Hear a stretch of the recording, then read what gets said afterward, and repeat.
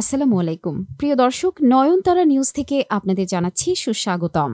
বাংলাদেশের রাজনীতিতে একদিকে যেমন বলা হচ্ছে আওয়ামী লীগ বিরোধী হাওয়া বইছে, তেমনি বিরোধী রাজনৈতিক দলগুলোর মাঝেও বিভ্রান্তি ও সন্দেহের বাতাস দেখা যাচ্ছে। বিশেষ করে বিএনপি মনে করেছিল যে গত ৫ আগস্ট আওয়ামী লীগের পতনের পর স্বাভাবিকভাবেই তারা ক্ষমতায় ফিরে আসবে। এটি ছিল তাদের স্বপ্ন ও প্রত্যাশা, যা গত ১৫ থেকে ১৬ বছর ধরে তাদের আন্দোলনের প্রধান লক্ষ্য ছিল। বিএনপি সরাসরি কিংবা পরোক্ষভাবে বিভিন্ন সময়ে আন্দোলনের ইন্ধন জুগিয়েছে। ২০১৮ সালের নিরাপদ সড়ক আন্দোলন, শ্রমিক আন্দোলন, কোটা বিরোধী আন্দোলন সহ বিভিন্ন সময় তারা গোপনে ভূমিকা রেখেছে। ৫ আগস্টের আগেও আন্দোলনের পেছনে বিএনপির ভূমিকা ছিল বলে বিভিন্ন তথ্য উঠে আসছে। বিএনপির নেতারা লন্ডন থেকে তৃণমূল পর্যন্ত কর্মীদের উজ্জীবিত করেছেন এবং ছাত্রদের সামনে রেখে আন্দোলন পরিচালনা করেছেন। ৭ আগস্ট বিএনপি বিজয় সমাবেশ করেছে, যেখানে লন্ডন থেকে তাদের নেতা জনগণকে বিজয়ের শুভেচ্ছা জানিয়েছেন এবং ৩ মাসের মধ্যে নির্বাচন দাবি করেছেন।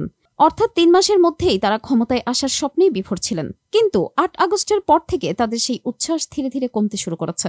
এখন ৭ মাস পর বিএনপির শীর্ষ নেতাদের কপালে চিন্তার ভাঁজ পড়তে শুরু করেছে। তারা প্রকাশ্যে নির্বাচনের নিরপেক্ষতা নিয়ে শঙ্কা প্রকাশ করছেন। এদিকে আওয়ামী লীগ বিহীন রাজনীতিতে নতুন সমীকরণ তৈরি হয়েছে। আন্দোলনকারী ছাত্র সমাজের একটি অংশ জাতীয় নাগরিক পার্টি এনসিপি গঠন করেছে। তারা বিএনপির সঙ্গে থেকে রাজনীতিতে নিজেদের অবস্থান তৈরির চেষ্টা করছে। যদিও তারা বলছে গণপরিষদ ও জাতীয় সংসদ নির্বাচন একসাথে চাই এবং নতুন প্রজাতন্ত্র গঠনের লক্ষ্যে কাজ করছে, তবে বাস্তবে তারা কি করতে চায় তা এখনো স্পষ্ট নয়। বিএনপি নেতারা বুঝতে পারছেন না যে ভবিষ্যতে এনসিপি নেতারা নিজেরাই ক্ষমতায় যাওয়ার চেষ্টা করবে নাকি বিএনপিকে সমর্থন দেবে। তাই বিএনপি চাচ্ছে ছাত্রদের ভুলিয়ে ভালিয়ে কোনোরকম নির্বাচনটা আদায় করতে পারলেই হয়। অর্থাৎ নির্বাচন যত তাড়াতাড়ি হবে ততই তাদের ক্ষমতায় যাওয়ার পথ ক্লিয়ার হবে।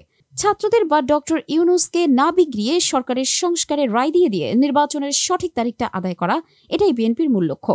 এ কারণেই কিছু নেতারা ছাত্রদের বিরুদ্ধে কড়া বক্তব্য দিলেও পরে আবার কিছু নেতারা ছাত্রদের সঙ্গে বৈঠকে বসছে, ইফতার করছে। অর্থাৎ সাপও মরবে লাঠিও ভাঙবে না, এই নীতি অবলম্বন করছে।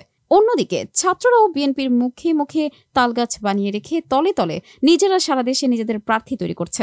তারাও বিএনপিকে ভুলিয়ে ভালিয়ে যত দেরিতে নির্বাচন নেওয়া যায় সেজন্য এক এক সময়ে এক এক রকম বক্তব্য দিচ্ছে।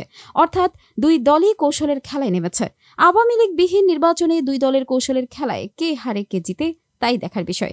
প্রিয় দর্শক, আমাদের সাথে থাকুন, আমরা রাজনৈতিক গতি প্রকৃতির সর্বশেষ আপডেট আপনাদের জানিয়ে দিব।